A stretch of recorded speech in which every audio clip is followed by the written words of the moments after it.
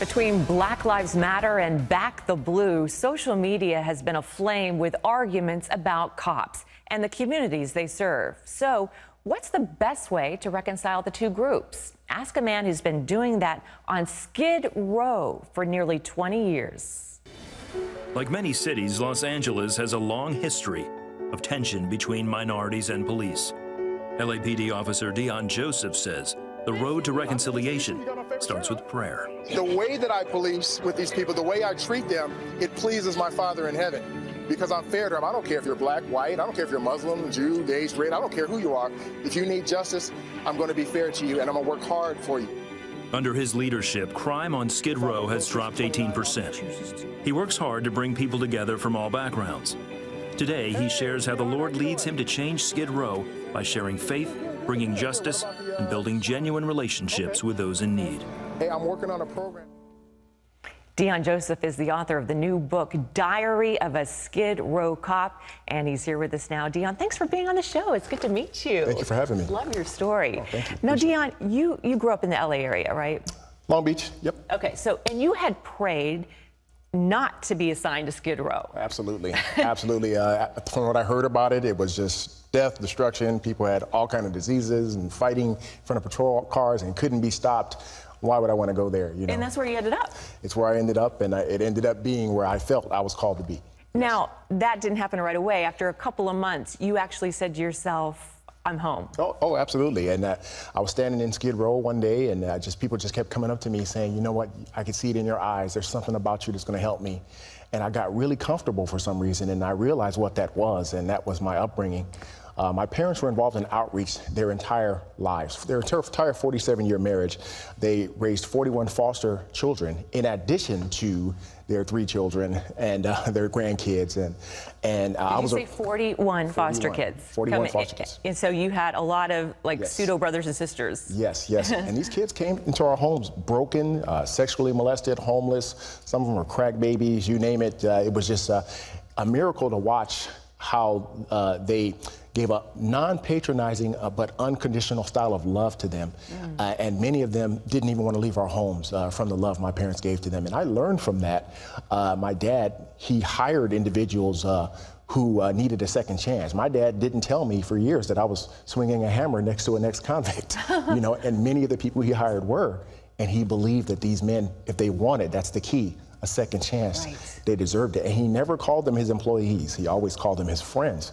So I learned from that as well. Your dad ran a construction business, yes. and he hired he these guys right out of jail. Not a lot of people wouldn't do that. Some of them had criminal records. Others got passed over because of racism, and they couldn't get jobs anywhere else, and my dad would help them out. And Officer Joseph, you became a Christian at a very young age. Yes, I did. How old? I did. I was 7 years old. 7 years old. 7 years old. And I loved what you said in your bio. You said you were in church, you felt something warm, it felt like love, and you were like, I want that. Yeah, because I used to play around in church. I'm the guy whose mom had to keep flicking him in the back of the ear, you know.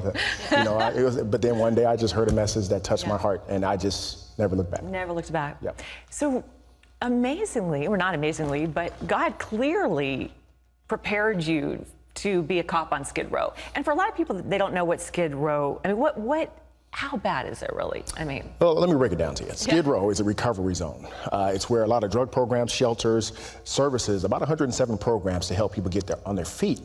The problem is Skid Row attracts 2 groups of individuals. Right. Individuals in desperate need of services they can't afford anywhere else, like your favorite celebrity. Where do they go? Betty Ford, Malibu, Passages, there's horses running around, yoga. Great. These folks have to rehabilitate in the middle of a drug bazaar. And the reason why it's a drug bazaar is because it attracts the latter.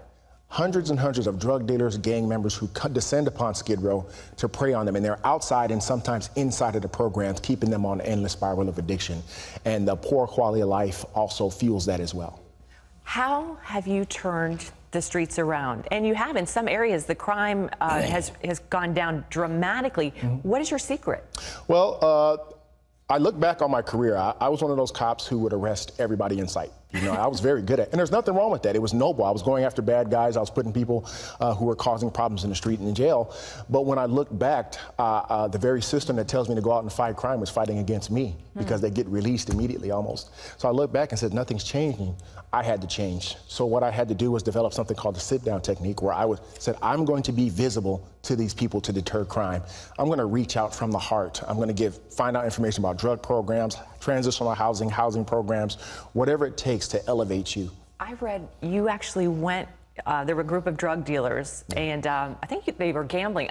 You poured anointing oil on the sidewalk. What was that about? Well, I had been frustrated. I had done so much to try to stop a lot of the activity on one particular street, and it wasn't working.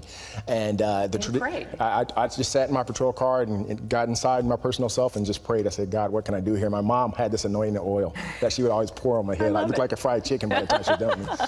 And I said, let me try this, Mom. All right, here we go. And I tried it, and for some reason, after praying, I looked up and about three-quarters of them were gone. The anointing breaks the yoke of bondage, right? And I said, it was just simple. What I felt, what was being said in my heart was, you know, the answer's already inside you. Be there for them. And I stayed there. Yeah. And it was amazing to have, when you see the real community come out and tell you how they feel, thank you, don't leave. Keep walking this beat. We need to see you. So the key was being visible, being available, and being present in the neighborhoods. And at some point, I think you said you went and told the neighbors, hey, you can come out and walk your dogs now. Come out, walk your dogs, hang out. Hey, you know, you can feel free to come to me. Put out a big old sandwich truck or a mobile substation and to deter the wolves so the sheep could come to us for help. Yeah. Because most people in those communities aren't going to come because there's a figurative and sometimes literal gun to their head telling them not to work with the police. You had to break that to get to the real heart of the community. You have started programs. One of them is for prostitutes in that area called Ladies' Night. What's that about? Ladies' Night started in 2008, but it was birthed in my heart in 1999 when I saw a prostitute had been brutally raped. And she didn't want my help because she was, it was just a life. Her Johns, pimps, everybody told her, if you go to the police, you're going to be arrested.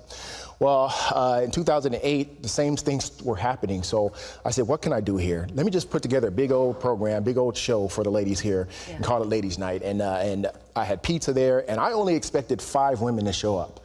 But to the grace of God and the relationship I built with the community, that's the important part, is building those relationships.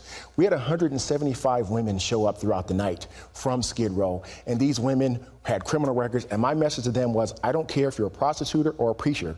I don't care if you're on probation, I don't care what you were doing when you were sexually assaulted or abused. Right. You have a fundamental right to report these crimes, because we had gangsters, you had advocates, and you had Johns telling them the opposite, and that's why they weren't coming. And here's the result. This is amazing how God works. 3 women who were victims of the taxi cab serial rapist that was running around just brutalizing women were in that audience that night, and he had violated them weeks before. They finally came forward, and it helped send him away for the rest of his life. Wow. So it worked. And there's so much more I want to talk to you about, but we're out of time, you know, with what's going on in America with this war on cops. And I mean, and as an African-American police officer, I mean, how can you in like 30 seconds sum up, you know, what is the solution to what's been going on with this war on cops? In 30 seconds, all I have to say is I thought exactly like the very people who are shouting against me.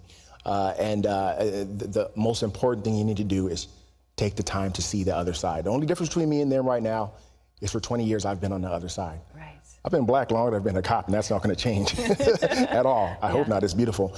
But I've seen the other side. I've seen that the vast majority of cops, they want to save lives. They don't want to hurt people. They want to get to know you. You just have to open your heart. You know, you have to open your heart. Oh, there's so much more that we could talk about. But Deon, thank you so much for your service. God bless you. Thank you.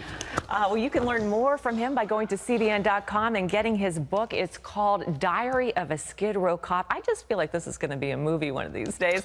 He also had more to say in our behind-the-scenes interview on Facebook Live, and you can watch that by going to facebook.com/700club.